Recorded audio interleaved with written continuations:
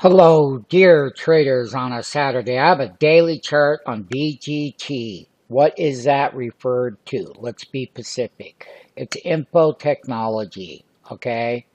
That's what it is. It's a high-tech info technology. We issued the buy on the 200-day moving average. Then we sold at that 50-day.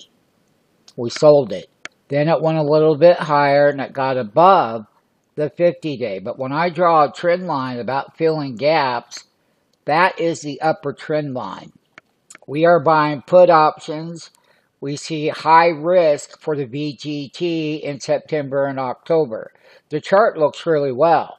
The problem is it's overbought.